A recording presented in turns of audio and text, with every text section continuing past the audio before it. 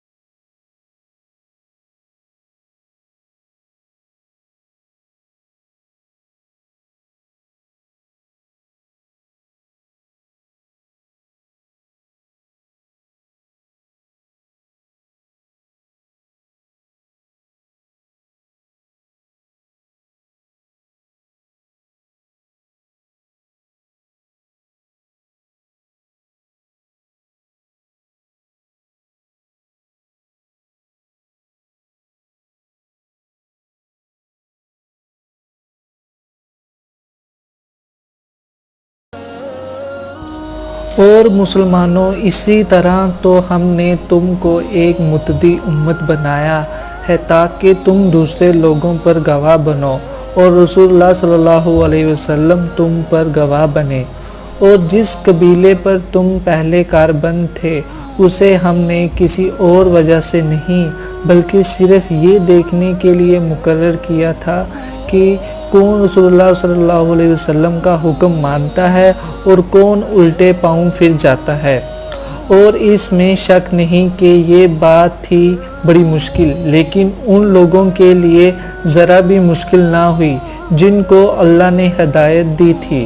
और अल्लाह ताला ऐसे नहीं कि तुम्हारे ईमान को ज़ाया कर दे।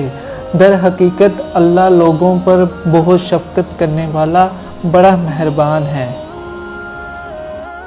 सूरत नंबर 4 आयत नंबर 1।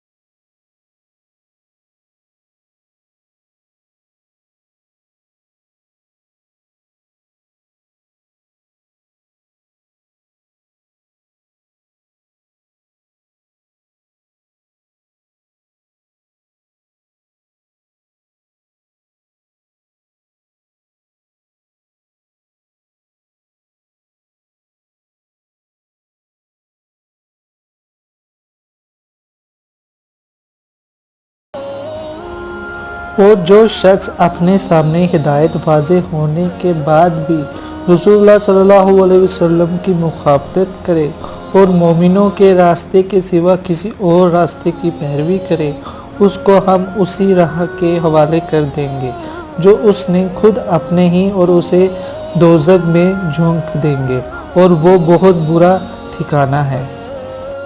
शुक्रिया इस वीडियो को लास्ट तक देखने के लिए। प्लीज़ मेरे चैनल को सब्सक्राइब कीजिए अगर आप नए हैं तो, और लाइक और कमेंट करना ना भूलिए।